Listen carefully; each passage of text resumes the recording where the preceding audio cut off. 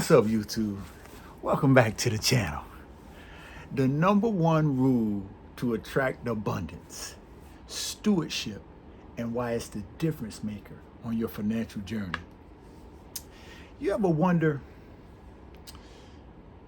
how someone could come into, tens of thousands, hundreds of thousands, and in some cases, millions of dollars, and years later you hear these stories that folks have gone broke?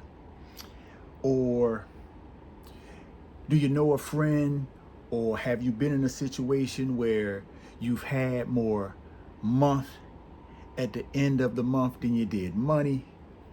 Well, I'm going to help to share with you what I've discovered along my journey in going from little to abundance. And the reality of things is that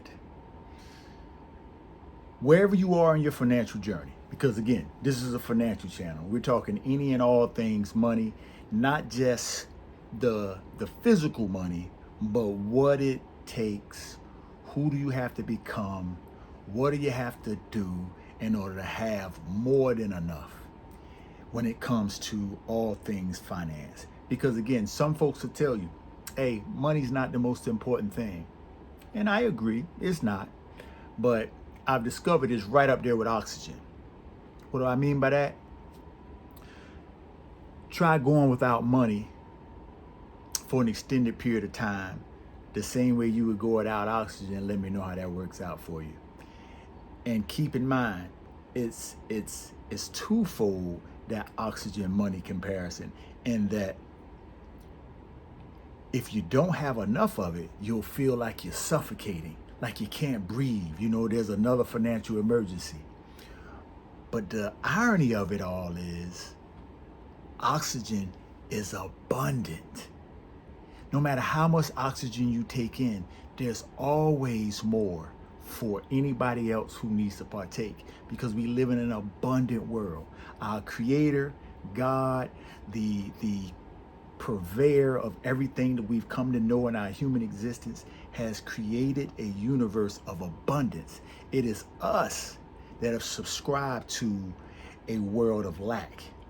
And if we find ourselves struggling, what I've discovered is typically ties back to our thinking, our conversations we have with others, but the number one conversation we have with ourselves is that of lack, or in some cases, scarcity.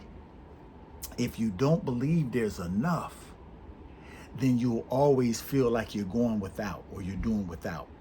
So the problem is, how do we flip that mentality? How do we flip our reality from not enough to more than enough? And I would charge you, there's a story in the Bible, and again, whether you're Christian, Muslim, Baha'i, whatever your religious preference is, or if you're agnostic, or even if you're atheist, that's on you. But if you're a reader, if you're forever curious, as I am, then you have to at least acknowledge and honor that there's some phenomenal books that have been written that we all have access to. One of those books can be considered the Bible. And one of my favorite stories from that book is from Matthew, I believe it's Matthew 29:14 through 30. And it's called the parable of the talents. I would charge, dare, plead, encourage, recommend to you to Google it, or go pull out your Bible and go to Matthew 29:14 through 30 and read Parable of the Talents. But in the meantime, I'm going to share with you this story, and it captures the essence of how to flip your reality from not enough to more than enough. So in the story Parable of the Talents, there's this master, And, you know, he's ultimately like a business owner, and he has these servants that works for him, and he's going out of town on a business trip. Now, I'm paraphrasing. This is my interpretation. By all means, please refer to the original writings. But the essence of it is there's these three servants that he's left and entrusted his estate with. And he's entrusted them with three different responsibilities based on their abilities. And one of those servants, he leaves 5 talents, okay? The second one, he leaves 2 talents. And the third one, he leaves 1 talent. And upon his return, he holds them account for, okay, what did you do with the talents? And some consider those talents as gold or monetary gifts that he left with them to see what they would do with them in his absence. Well, the one servant with 5, he doubled it. And he presented 10 talents back to his master. And his master said, well done, O good and faithful servant. He who was trusted with little will now be trusted with more. The other servant comes. He had 2. He doubled his. He brought his master back 4. Again, job well done, O good and faithful servant. He who was faithful with little will most definitely be blessed with more. And then it was that last servant. He came back with the 1 talent. The master was like what? He said, yeah, master. Man, I know you be sowing where you don't be reaping, and you know, I know you be out there hustling and flipping dollars. So I didn't want to lose your money. So I took that talent and I buried it in the back just so that, you know, when you come back, I can just give it back to you.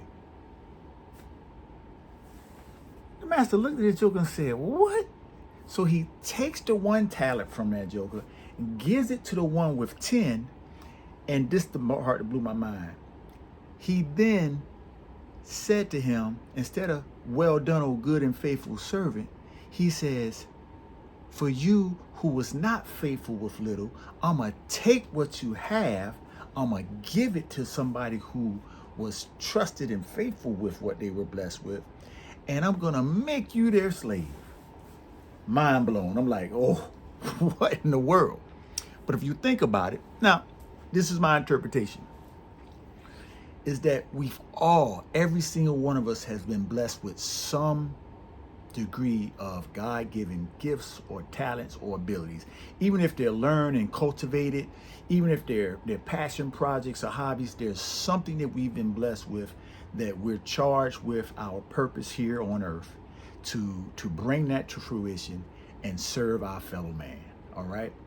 And when you disrespect or you're a poor steward of those talents, you don't take personal accountability of the things that you have control over, then you find yourself in today's age living paycheck to paycheck.